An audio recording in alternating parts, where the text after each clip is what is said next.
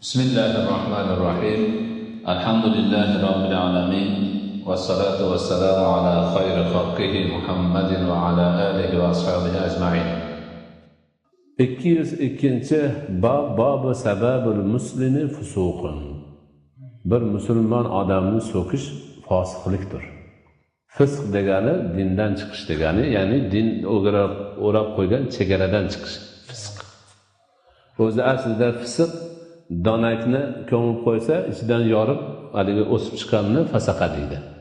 Shuni singari shariat ko'pgina ahkomlar bilan mo'min musulmon odamni o'rab qo'ygan.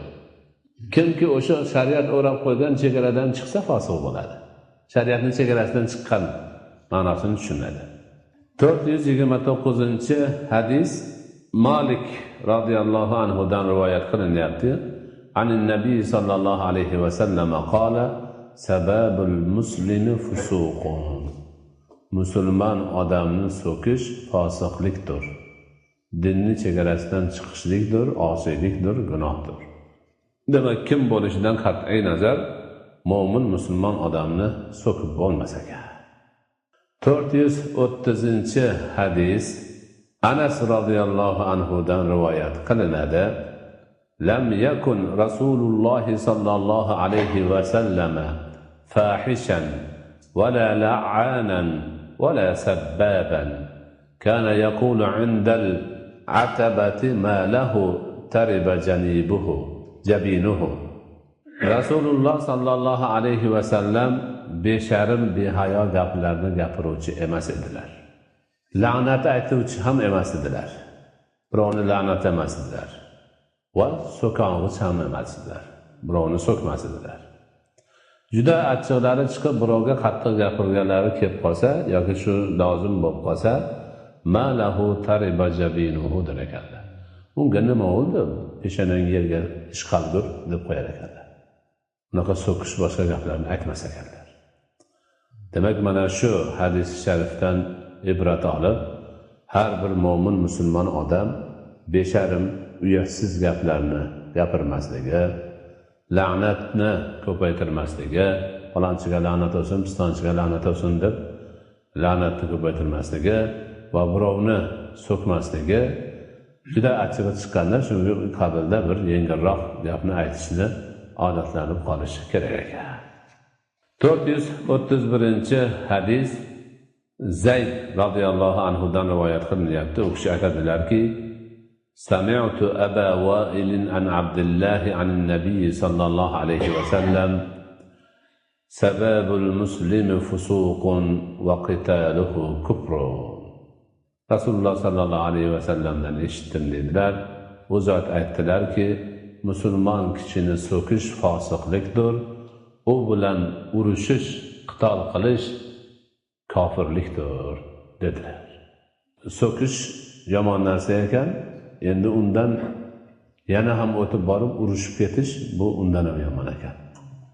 So'kishlik fosiqlik bo'lsa, urushish kofirlik ekan. Xudo o'zi saqlasin. Demak, mana shu narsalarda juda ehtiyot bo'lish kerak bo'ladi. 432-hadis Abu Zar radhiyallohu anhu dan rivoyat qilinadi. Sami'tu an-nabiy sallallohu alayhi va sallam yaqul: La yarmi rajulun rajulan va la yarmihi bil kufr illa irtaddat alayhi illam yakun sahibuhu kadalik. Nabiy sallallohu alayhi va sallam marhamat qilib aytdilarki, birov birovga tuhmat toshini otmasin. Birov birovga tuhmat qilmasin. Misol uchun birov falonchi kofir deb aytadigan bo'lsa, u agar kofir bo'lmasa, kufr o'sha aytgan odamning o'ziga qaytib keladi. Kofirlik. Mo'min musulmon odamni kofir deyapti, lekin odam kofir emas.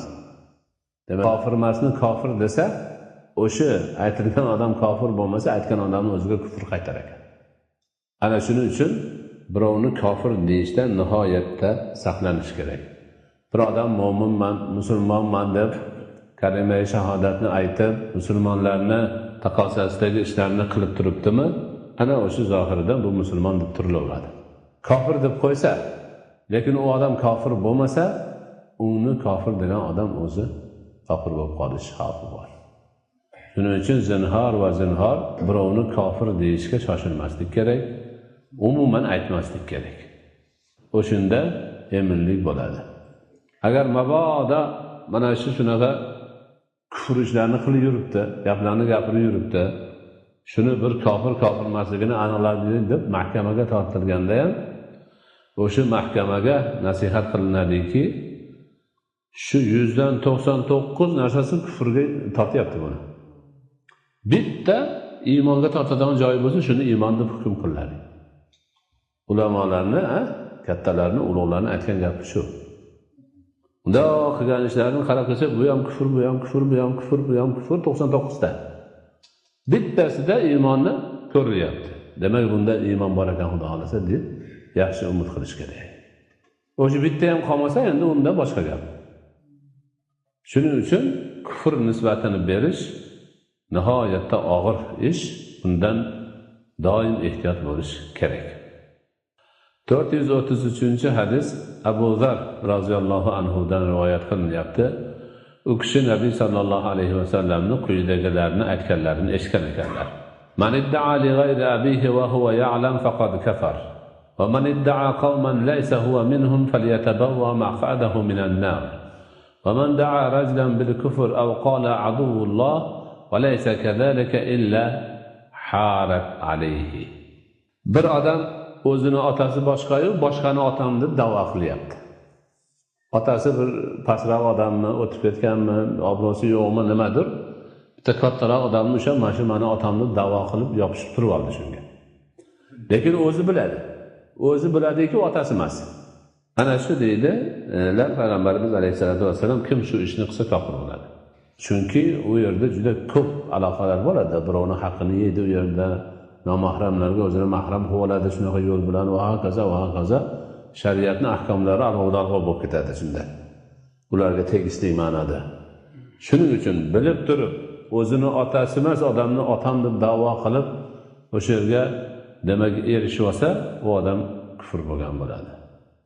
Yana bir odam da'vo qilib, men mana bu qabiladanman deb o'zi undan emas, bilib turib o'sha qabilaga o'zini nisbat berib olgan bo'lsa, bu ham o'sha avvalgiga o'xshagan dedilar, o'zini do'zaxdagi joyiga taylanaversin. Endi bir odam ikkinchi birini kofirlikda aybladi. Bu kofir dedi, kofirsan dedi. Allohning dushmanisan dedi. Lekin surishtirib kelsa, haligi odam kofir emas, Allohning dushmani ham emas. Nima bo'ladi? O'sha gapni o'ziga qaytadi. Aytganni o'ziga uradi. Ana bu ma'noda mo'min musulmon odam nihoyatda ehtiyot bo'lishi kerak. Doimo o'zidan chiqayotgan har bir so'zni o'zini e'tibordan qochirmaslik kerak. 434-hadis Sulaymon ibn Surat degan odamdan rivoyat qilinyapti. U kishi Rasulullohning sahobalaridan ekan. Aytadilarki, istabba rajulani inda nabiy sallallohu alayhi va sallama faghadiba ahaduhuma fashtadda ghadabuhu hatta infataha wajhuhu wa taghayyar. فقال النبي صلى الله عليه وسلم إني لا أعلم كلمة لو قالها لذهب عنه الذي يجد. فانطلق إليه الرجل فأخبره بقول النبي صلى الله عليه وسلم وقال تعوذ بالله من الشيطان الرجيم وقال أترى بي بأسا أمجنون أنا اذهب. ikkita odam Nabiy sallallohu alayhi va sallamning oldilarida so'kishib qoldilar. Shulardan bittasini g'azabi chiqib, qattiq achchiqlanib qoldi. Achchig'i nihoyatda shiddatli darajaga yetganda yuz ko'zlari o'zgarib, rangi oqarib, shishib ketdi. Shunda Nabiy sallallohu alayhi va sallam aytdilarki, men bir kalimani bilaman. Agar o'sha g'azabi chiqqan odam shu kalimani aytsa, g'azabi pasayar edi, dedilar.